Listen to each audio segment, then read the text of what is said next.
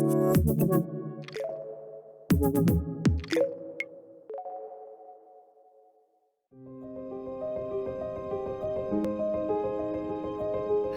me tell you the story about how we started playing disc golf here in this stunning Monte Cecilia Park. See that hill in the background? One Tree Hill, Mangakiki. Beautiful hill, also made for disc golf. In the mid to late 70s we started playing disc golf there in New Zealand, just 3 or 4 of us initially. Round the hill we set up a course called the front course was the initial one, then there was the painters and a few other ones, and then there was the crater course that went right round the whole hill. And as we came around this side of the hill, always we could look across and see this stunning park here in Hillsborough, and we always wondered about this piece of land, but that was about it.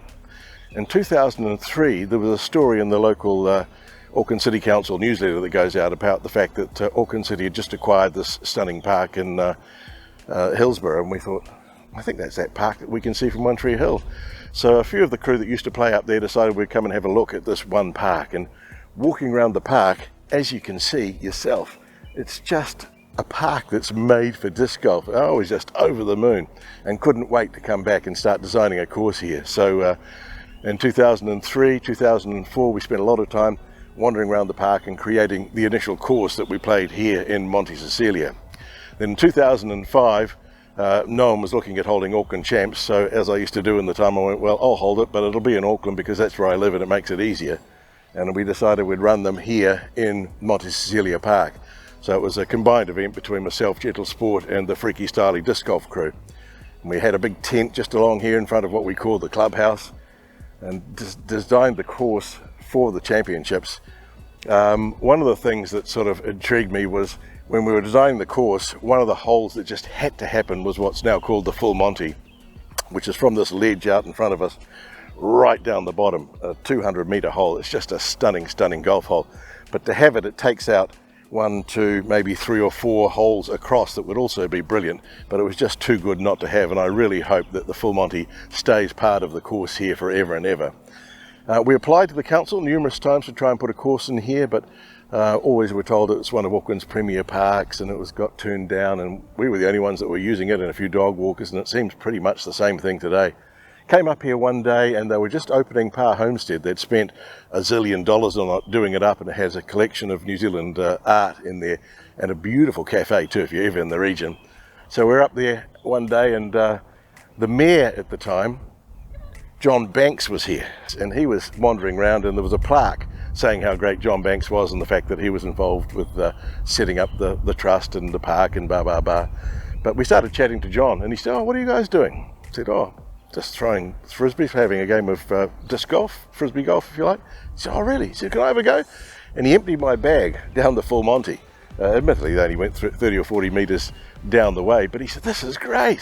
Yeah, no reason why this can't happen here." So I contacted him numerous times, but sadly, of course, never heard. But luckily, we've been allowed to use the park every year, just for a weekend where we can set up our course and play the Auckland champs or New Zealand champs in this park. And it's just such a stunning park for it. One of the interesting things about the park is, it's got evidently the largest and oldest collection of Northern Hemisphere trees in New Zealand in the Southern Hemisphere, which is quite a plus, because there's a lot of trees if you wander around here and you think, I wonder what that is, I wonder what that is. But it really is quite spectacular. And B, the beautiful Par Homestead, which they've done up incredibly with a beautiful cafe, which disc golfers call the club rooms, of course. Before they were done up, was used a lot as movie sets. In fact, David Bowie spent some time there shooting. It was a set in Merry Christmas, Mr. Lawrence. Lion Witch and the Wardrobe was shot in there. Albums have been recorded in that building as well, numerous albums. And all through the park, it's been the set for numerous movies over the years, so it's quite a well-known park. So 2005 is how it came about with our nationals here, and after nationals were held here in 2005, from 2006 on, we've pretty much had the Auckland champs in this park every year, and hopefully that will last forever. Well, we'll see how we go anyway. Why hello Disc Golf family, and welcome back to T-Box Media's coverage of the final round of the 2023 Auckland Disc Golf Champs, sponsored by RPM Discs, Disc Shop, and of course Winner. I'm Jake Brennan, and joining me in the combox like always, Mr. Henry Pearson.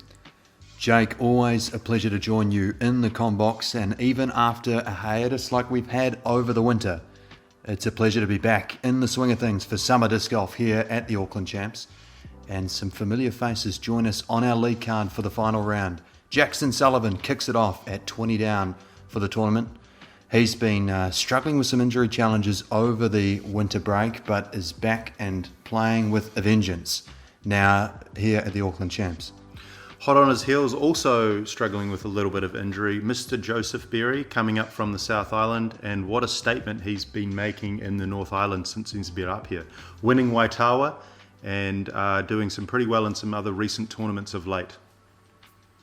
Third on our card, Mark Dakiv, a Canadian New Zealand dual citizen. He's a wonderful player, backhand dominant player, but always tidy in and around the greens. Mark, hot on the heels of our second place getter, will be a nice tight battle for second and third. And finally, rounding out the card, Mr. Henry Pearson, making it 2 Winnow, 2 RPM players on the final card. Not too many shots behind. A lot of birdies there, not a lot of bogeys, playing some tidy golf.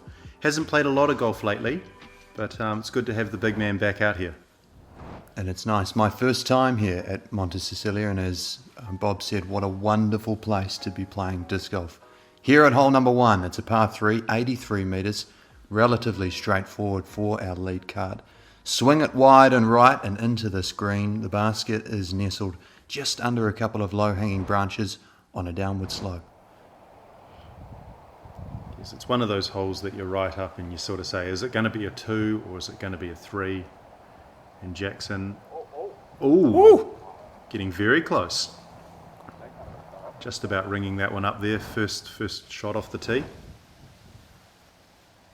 What a way to kick off the round. Jacko already leading by 4 going into the round, and could have extended his lead just like that with one throw of the disc on hole number 1. A beautiful shot here at the first.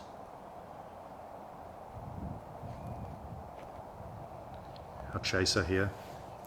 Leaving that one a little bit inside and a bit short. He'll have a bit of a tester putt and a decision whether he lays up or whether he goes for that one. So this event being played here in springtime in New Zealand, and we've come out of hibernation to enjoy disc golf once again here in the North Island. Jake, your winter, how was it spent? Have you been keeping well? Been keeping pretty well, Henry. It's been very wet up in Auckland, as most Aucklanders will tell you, and not a lot of disc golf getting played. Yeah, I've enjoyed it though. I've moved up from the South Island and it's been great so far. Jake, that's fantastic to hear. Auckland gets a bad rap, I feel, so I'll say a good few things every now and again. Joseph going a little bit long there. He'll have a tester coming back for par. Jake, I've had a wonderful winter, thanks for asking. It's been reasonably relaxed. Like you said, the weather really hasn't permitted much disc golf over the last couple of months, but with a string of tournaments through September, October, November, I've been dusting off the cobwebs and enjoying disc golf once again. You played this weekend, Jake, here at Monte Cecilia? I did. First rounds 1 and 2 were relatively calm, and you'll notice in the background the trees are swaying a bit more, the wind is up, and that's causing players like Joe Berry to possibly miss a putt there. He'll have that coming back for bogey. Putting was a bit tough throughout the whole weekend, so you expect to see the scores a little bit lower on this one, and I think par is going to be good on some of these holes. So the players such as Jackson and Joe, who like to really push it and get a lot of birdies in the round, expect them to maybe make the odd mistake or two. Joseph now to tidy up. Oh boy. So that is an incredibly uncharacteristic start from the second highest rated player in the North Island. Joseph kicks us off with a double bogey on hole 1, and Jacko, already leading by 4, is going to extend his lead now to 7 after just 1 hole in the final round. Wow, what a swing. Joe's going to need a lot of things to go his way, and that brings Mark Dakiv into play as well, as they're even. 14-14, 21. Here we go, hole 2, 69 metre hole. Don't let this one fool you, it's not as easy as it seemed. That is a circle that makes players think twice about off the tee. It's so short that it almost feels like you don't throw it, and then you forget to throw it, and your OB. It's a bit of a dinky hole, isn't it? It's sort of one of those ones where you think, oh, I better get a birdie or I'll feel like an idiot. But it does play mind games with you, particularly in this swirly wind. Mark trusting that and putting that one pretty close there. As we heard in that wonderful introduction from Bob Gentil about the history here at Monte Cecilia, it is indeed a wonderful place to be playing disc golf, although not surprising in some ways, Jake, that we haven't seen a permanent course installed here in recent years, given the plethora of other visitors here at the park throughout the weekend. Yes, Henry, many a dog walker goes past, and I'm sure the disc golf community knows what it's like to have a busy park. But of course, it's everyone's space, so you just sort of usher them along and wave, and you try not to yell too much, even though you might want to from time to time. Well, the way you played over the weekend, Jake, you'd be, I wouldn't be surprised to hear a few yells and groans from you, sir. Yeah, Henry's alluding to my very poor round. I think this is the first tournament I've finished dead last. I won't go into it any further. You had a great first round. I think you made the lead card after the first round, didn't you? Yeah. Oh, we played together. We did, Henry, actually. Oh, yeah. We did play on lead card round 2. I almost forgot that. How can I forget such a memorable experience with you? And Jackson Sullivan. Do you think he laid that one up, or was that an actual putt? I think it was an actual putt, but I think the wind probably had a bit to say about it. I reckon he'll be claiming layup for that, though, for sure. So that putt of Jacko's was for par, and with Josef in for a birdie, that 3-shot swing that we saw on the first hole is going to be almost reversed. Jacko now moving back to 20 under, where he started the day, and is now 5 ahead of Josef and Mark. And with that, we move on to the third hole here at Monte. Hole 3 is a par 3, slightly uphill and 74 metres. The real challenge on this hole is just that initial gap and then giving it enough steam to get up and close to the basket. There's an OB pathway on the right hand side and the fence that runs down the left, so it sort of channels in as you get up to the green, but above all, the wind here is probably the biggest obstacle of the day. Wow, you can just see those trees blowing around, Henry. That you can, Joe. I don't know how people feel at home about playing in the wind, but I think I'd take rain over wind, or would you take wind over rain? I would prefer neither and just sort of stay at home and watch disc golf on the couch, I think. We've had a few tournaments in that vein, haven't we, over the last couple of months? I think we can say, though, wind and rain is probably the worst. Look at that was a shocker from me. You can't say much more than that after that shot. That was terrible.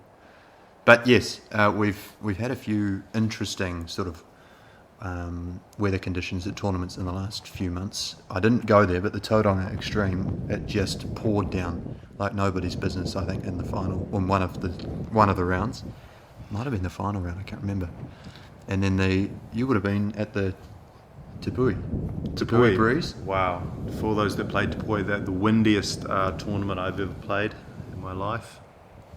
I don't think I've ever felt more out of control or have less control of my disc than I did at Tepui. Just off the fence there for Mark, and he lands back safe. That could have gone very easily the other way. Yes, you're right, Henry. I think that went OB. Wow, did that go over the fence? Oh boy. What a start from Joe.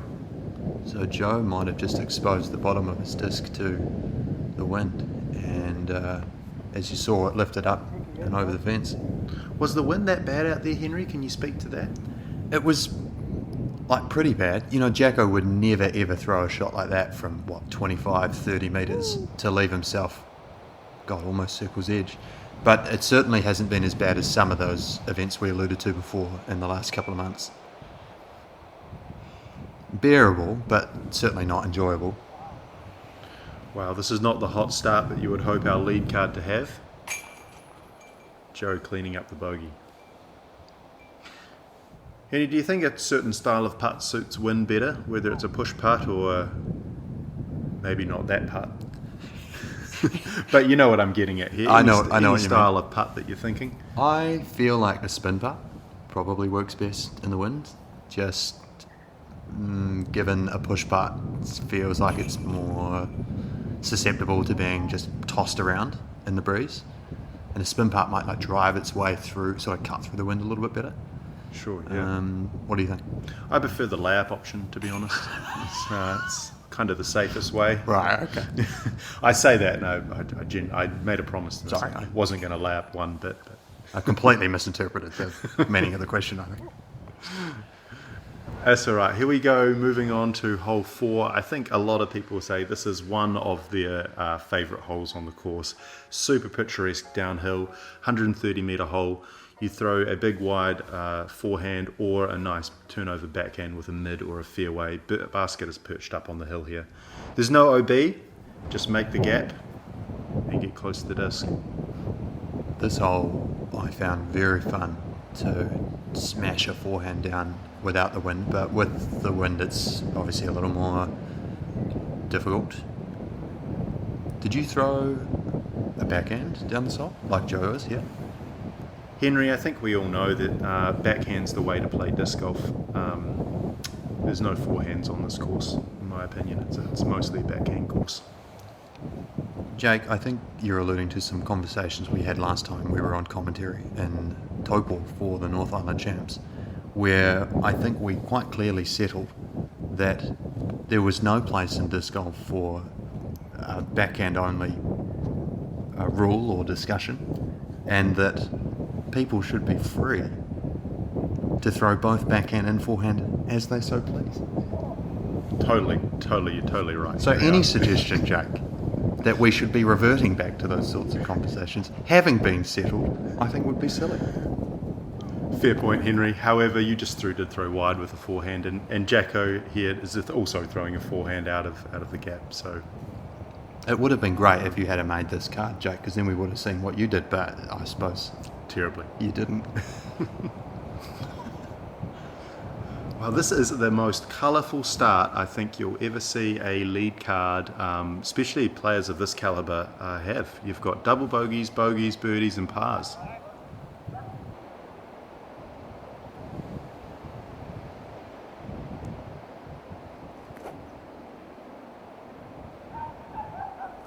That'll do. That's the way to play safe. Get the disc close to the basket and then tap it in. Very creative there from Josef. Nice little shot. What do you even call that shot? What is that shot? It's like a hammer, I guess. Like a hammery, scuba-y... Yeah, scuba, actually, that's right. It's more the Brodie Smith style scuba. Or the Matt Huang style scuba. The Matt Huang style scuba. I was going to say Jacko put himself in such a good position there to save par and was unfortunate on the putt because it would have been a beautiful up and down. And our players will tap out. You can see there in the distance a collection of dogs, which is half the reason why we don't unfortunately have permanent disc golf here at Monte, but a pleasure to be here, even if just for the weekend. Hole 5, another beauty here at Monte Cecilia. It's a par 3, downhill at 120 metres. The green is kind of surrounded by some natural bunkers with some very dense bushes both left and right. And the fairway continues to drop off as you go past the basket, but players will throw probably fairways, maybe some mid-ranges, and just glide it down this little channel. Yeah, this hole played very tough with the wind. I mean, it's a downhill shot, and it's one that you just sort of want to let the disc start it on an angle and let it glide down the gap. But I feel like you have to really get on it with the wind, and that made it tough. Saying that, Joe Berry throws a perler down and that will give him a look for the 2. If I recall correctly, this hole was playing straight into a headwind, which made it challenging. That disc is a champion Firebird, which is usually a bit of a beefcake, but it's held its line most of the flight and lucky to get through that tree. Wow. We'd love to see a replay of that to see how that went long with the basket. It's a great drive for that next hole. Absolutely. Turn the cameraman. Yeah. Funny it was a par 4. Jacko to round it out, probably a huia. And it does hold up to the wind, maybe a tata 80. I feel like tata would be too long for this hole, too much speed. What do you know, your old backhand dominant mate, Mark Dakiv's opted for a forehand here, Jake. Well, with that touch, of course, you've got to throw the forehand and puts it pretty close. Ooh. Very tidy from Jacko from amongst that natural bunker. Here I am, about 40 long. And that'll do to save a 3. Josef for the 2. I think he gave that half an effort. I think going long a few times, he just sort of pulled back a little bit. So Jake, there is a seriously busy summer of disc golf ahead here in New Zealand, events up and down the country. What's taking your fancy and how busy are you going to be?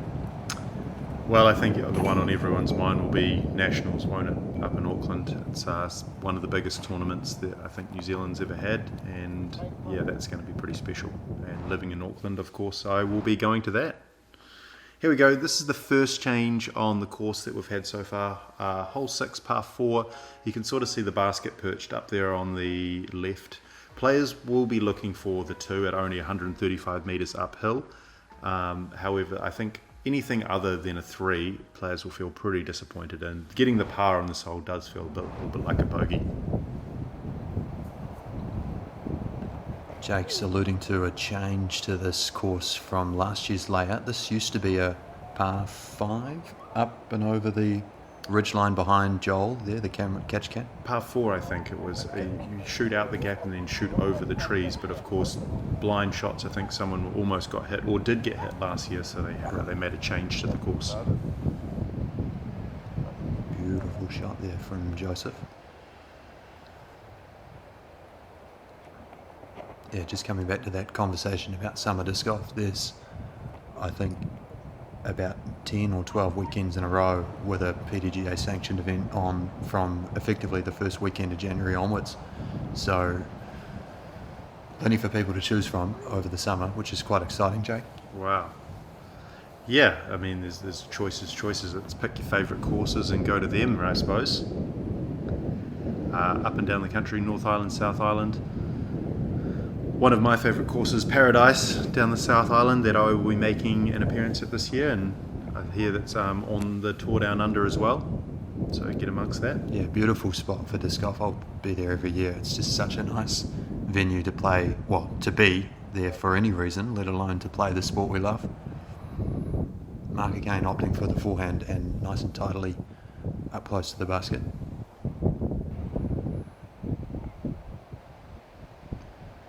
Jacko's here off the tee, is he? Yep. And he would have, without the wind, given that a pretty fair run, but obviously the wind's going to wreak havoc with it. Is this for your par? I think this is for birdie. Oh my goodness. That's the third one you've left a little bit low in this opening round here. Well, it's funny you say that, Jack, because I've always missed either low or right. And probably has, goodness me. What a spit out. That was horrific. And probably has a lot to do with that straddle, not feeling like I can generate much power. That was classic. Little yoga frog pose there from Mark to tap in. So, interesting enough, shortly after this event, I've actually changed from a straddle to a normal staggered stance, and that seems to have kind of changed things for the better. Wow, even Joe there taking his hat off just to tap in. You can sort of see his shirt blowing around. Man, it must be windy out there, and demonstrated by the players' scores. A little bit high there for Mark, I suppose. I mean, into the wind, you probably want to get that one a little bit lower, but unlucky nonetheless. Here we go, hole 7, par 3. This is one of the new holes, 69 metres uphill. It's a forehand or a little bit of a turnover backhand. Players will play into this hill and then just give themselves a putt. The hole plays like an island, and the tree on the right is a Mando left. Joe Berry playing the hole like I think you'll see most players play it. this area a slightly more sheltered spot on the course, so a welcome change for our lead card. That previous green, probably one of the more exposed locations on this layout.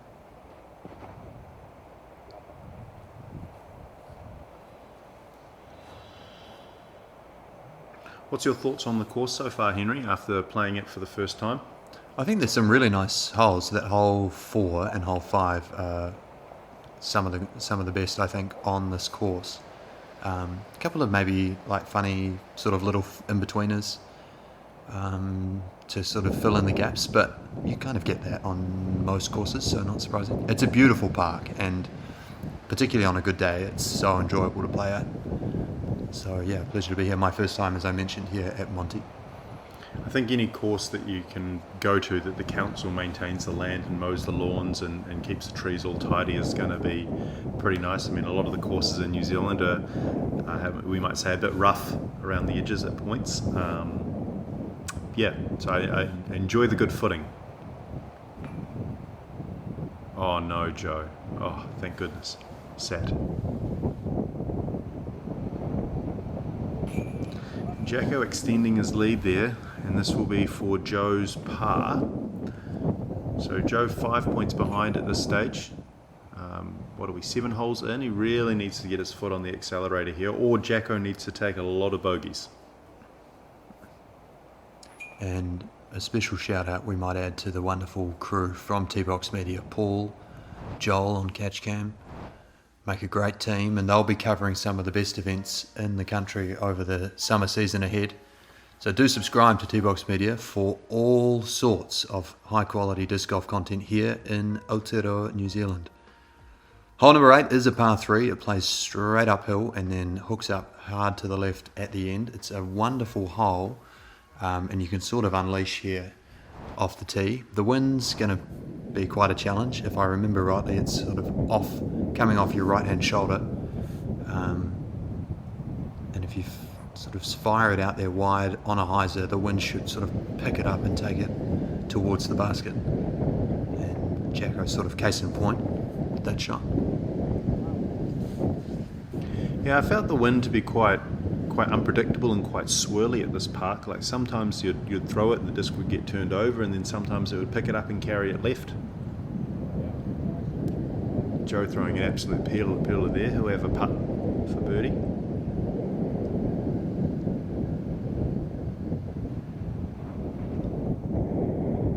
I think it does make things quite difficult on a hole like this, where you want to throw more of like a pushing hyzer at the gap, where you sort of hit the gap and the disc is sort of popping up to flat and then finishing as a hyzer to get right in around the corner to the pin. Oh, a little dog there getting in the way. However, the wind doesn't quite let you throw that flat shot, so you end up just sort of getting lifted up, like you see Jacko and Joe and yourself there getting lifted.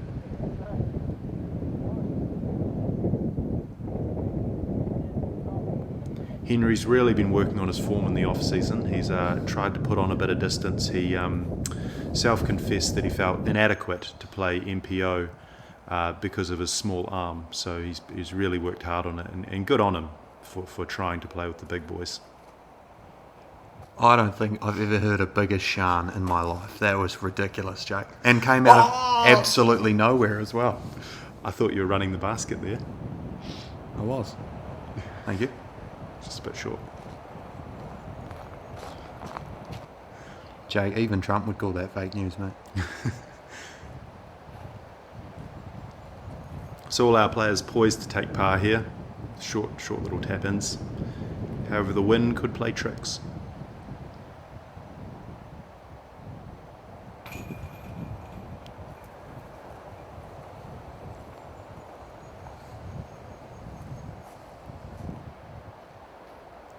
So as our players just tap out here, if we look down at the scores, sneaky Mark Dakiv with 1 birdie and the rest pars. He sort of put himself in a position where he's a bit of an outside chance, would you say? I think it's probably a stretch to think that a guy like Jacko would let up 5 strokes in the last 10, but anything can happen in the wind. Here we go, hole 9, par 3. 67 metre hole. There is OB that surrounds the pin. Pretty straightforward hole. Most players will be looking to take the 2 on this. Anything other than a 2, you feel like you've sort of lost strokes on folks. However, with the wind out there, a turnover like that could happen, and that's safe. Adding suspense. It is a 69 metre hole.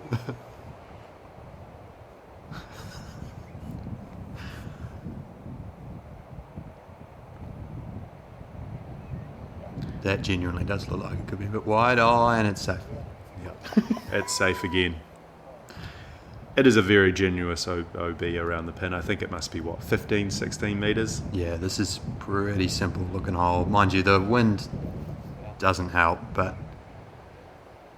it'd be pretty unlikely for our players to go OB here. This is zoned. Trying to play sort of against the grain of the wind with roughly the same wind as the last hole. Flip up zone, interesting play. Oh, it wasn't very well thrown, to be fair. Oh, and Jacko leaving himself a tester coming back.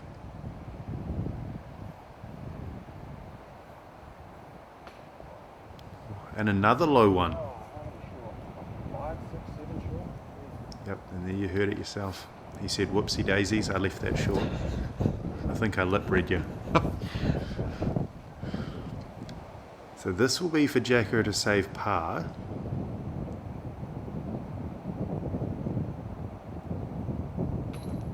Boy, oh boy. And the putting woes continue.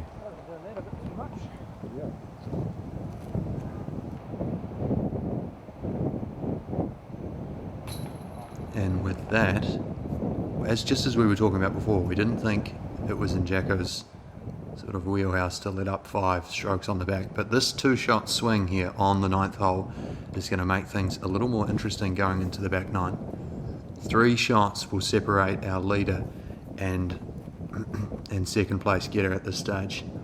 So Josef clawed back from that 7-stroke gap after the first hole to leave just 3 going into the back 9.